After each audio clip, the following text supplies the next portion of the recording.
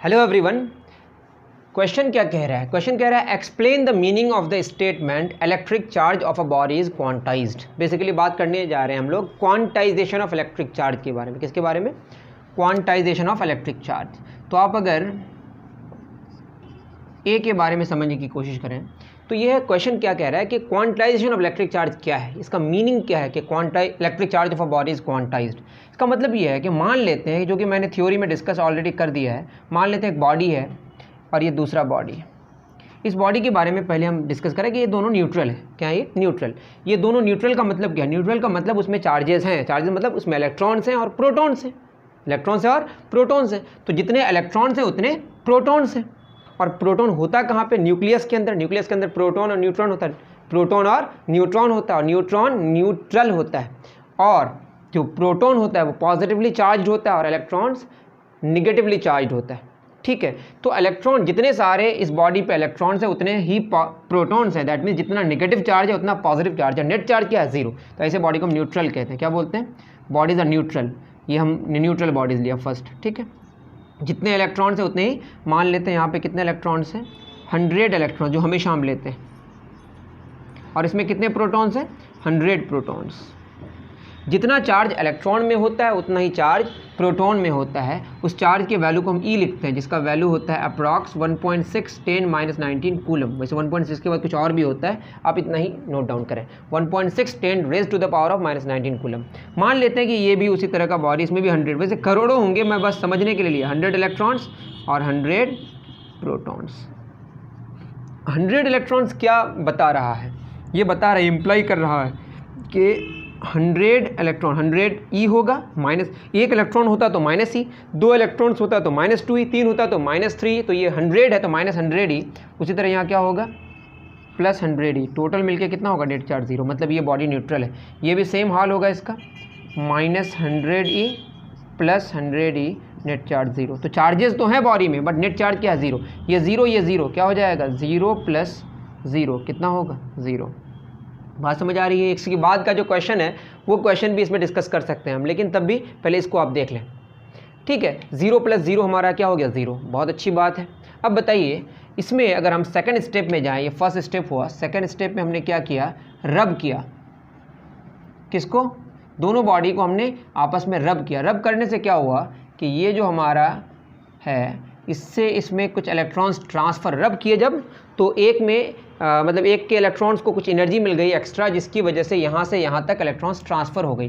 कितने electrons transfer हुई? मान लेते हैं 5 इलेक्ट्रॉन्स ट्रांसफ़र हुई। 4 भी हो सकता था, 1 भी हो सकता था। आधा इलेक्ट्रॉन्स ट्रांसफ़र नहीं हो सकता, आधा इलेक्ट्रॉन ट्रांसफ़र नहीं हो सकता, 1.5 इलेक्ट्रॉन ट्रांसफ़र नहीं हो सकता। इंटीजर में होगा, या आप समझें नेचुरल नंबर्स में होगा, काउंटिंग नंबर्स में होगा। तो इसमें कितना बचेगा हमारे पास इलेक्ट्रॉन्स? 95 इलेक्ट्रॉन्स। और प्रोटॉन्स में कोई कमी या ज़्यादती नहीं होगी, बस इलेक्ट्रॉन के नंबर्स की तुलना में प्रोटॉन ज़्यादा हो गया। तो ये इम्प्लाई कर रहा है, ये वहाँ होगा -95 ई और ये क्या होगा? +100 ई। ये हो जाएगा 100 - 95 +5 ई। तो ये हो गया हमारा पॉजिटिवली चार्ज्ड, जो भी है लिख लीजिएगा, पॉजिटिवली चार्ज। और यहाँ पे क्या हो जाएगा? 5 इलेक्ट्रॉन्स जाके इसमें 105 इलेक्ट्रॉन्स हो गए और प्रोटॉन्स में कोई ज़्यादती या कमी नहीं हुई। ये इम्प्लाई करता है -105 ई और ये होगा +100 ई, या आ जाएगा -5 ई। तो चार्ज जो इस बॉडी में आया, दोनों बॉडीज़ में, एक में आया -5 ई, एक में आया +5 ई। और अगर 4 इलेक्ट्रॉन्स जाता तो क्या होता? +4 ई, दूसरे में क्या होता? -4 ई। जिससे जाता है उसमें पॉजिटिव, जिसमें जाता है उसमें नेगेटिव। इतनी बात आप समझ पा रहे हैं? चलिए, बहुत अच्छी बात है। अब अगर देखें हम लोग तो इसको हम जनरली अगर ऐसा बोलते हैं कि मान लेते हैं कि इसमें 4 इलेक्ट्रॉन्स ट्रांसफ़र हुआ, तो क्या होता? इधर होता +4 ई, इधर क्या होता? -4 ई। एक इलेक्ट्रॉन ट्रांसफ़र होता तो इधर क्या होता? +1 ई या +ई, इसमें क्या होता? -1 ई। तो इससे पता चला जो चार्ज का, अगर एक भी नहीं ट्रांसफ़र होता, मान लेते हैं ऐसे रब किए बट उतनी एनर्जी इसको नहीं मिल पाई, तो 0 इलेक्ट्रॉन्स ट्रांसफ़र हुआ, 0 इलेक्ट्रॉन्स। तो क्या हो जाता? यहाँ पे होता 0 ई, इधर भी क्या होता? 0 ई। +0 ई लिखे हैं या -0, एक ही बात। तो हमारा चार्ज का वैल्यू क्या क्या हो सकता है? इसका मतलब है चार्ज का वैल्यू हमारा 0 ई हो सकता है, +-1 ई हो सकता है, +-2 ई हो सकता है, +-3 ई हो सकता है। और ई को बोलते हैं हम लोग एलिमेंट्री चार्ज। इस तरह से हमारा 4 ई हो सकता है, डैश डैश, इस तरह +- क्या होगा? n ई। तो ई मतलब एलिमेंट्री चार्ज, कौन सा चार्ज, ई हमारा एलिमेंट्री चार्ज। और जो किसी बॉडी में चार्ज होता है, बॉडी जो चार्ज होता है किसकी वजह से होता है, ट्रांसफर ऑफ इलेक्ट्रॉन्स की वजह से, और ये किसका मल्टीपल होता है, integral multiple of elementary charge. तो फर्स्ट का आंसर हमारा क्या हो गया, अगर ठीक से आप नोट कर लिए तो ये बात समझ आ गई। तो इसका मतलब ये बता रहा है, क्या बता रहा है, इस स्टेटमेंट का ये मतलब है कि the charge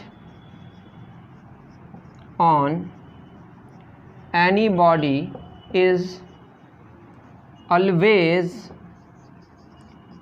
integral multiple of कौन सा charge, elementary charge. Elementary charge किसको बोलते हैं, ई को, मतलब कोई बॉडी का जो चार्ज होगा उसको क्यू से सिंबलाइज करते हैं, ये N E, N stands for, मतलब एन क्या है, N belongs to integer, Z integer है, एन बिलोंग्स टू का सिंबल है, आप पूरा लिख सकते हैं where N belongs to integer.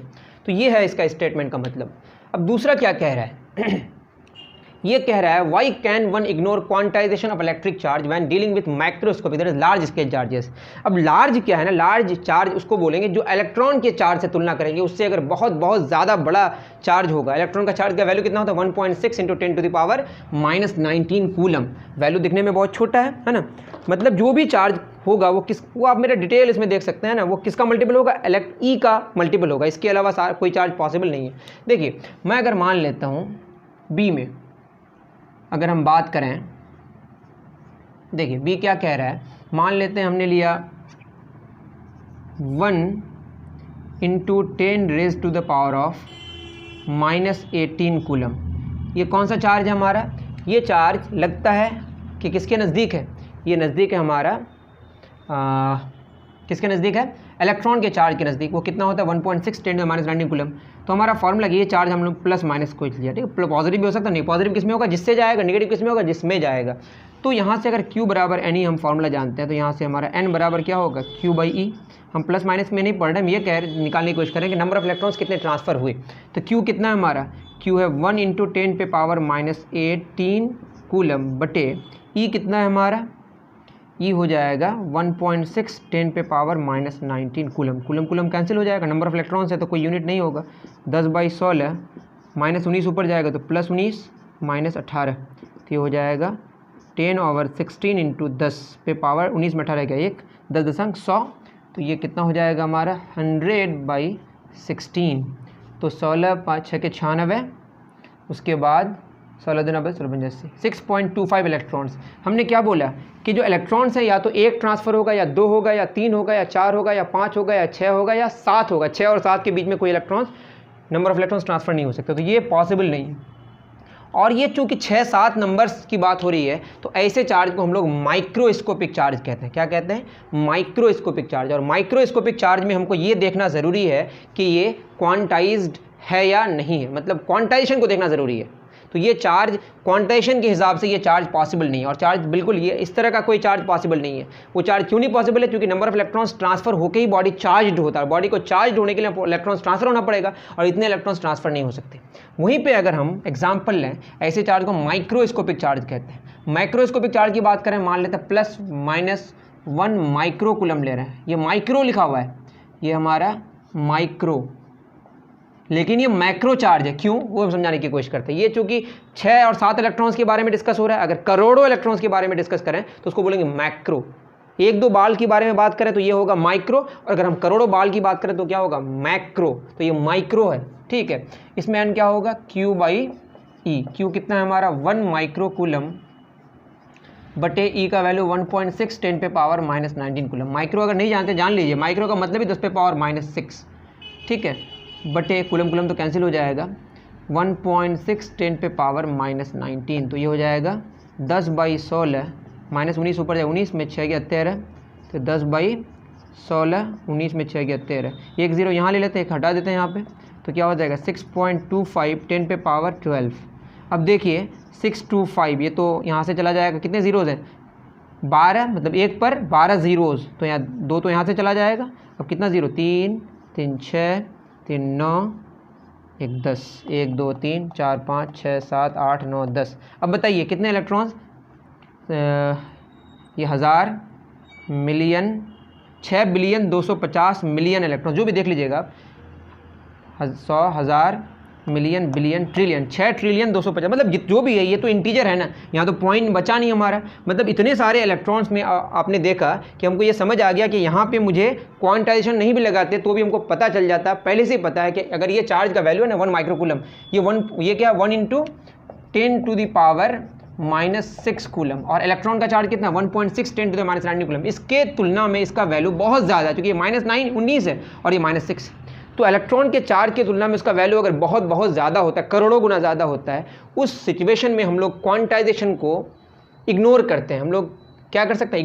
Ignore क्यों कर सकते हैं? क्योंकि आप देख ही रहे, तो हमने पूरी कहानी बता दी क्यों इग्नोर करते हैं। क्योंकि उसके बाद जब मैक्रोस्कोपिक चार्ज की बात करते हैं उसमें क्वांटाइजेशन करने की इसलिए ज़रूरत नहीं है, क्योंकि अगर उसको हम बना के देखें भी तो ऑटोमेटिकली वो क्या हो जाता है, हमारा इंटीजर में वैल्यू आ ही जाता है। लेकिन यहाँ पे प्रॉब्लम मैंने एग्जाम्पल के तहत बता दिया, एग्जाम्पल से आपको समझ आ गया होगा कि माइक्रोस्कोपिक चार्ज में हमको ये बताना ज़रूरी है कि क्वांटाइजेशन के बारे में बताना ज़रूरी है, लेकिन मैक्रोस्कोपिक में क्वांटाइजेशन की बताना कि को हम क्या कर सकते हैं, इग्नोर कर सकते हैं।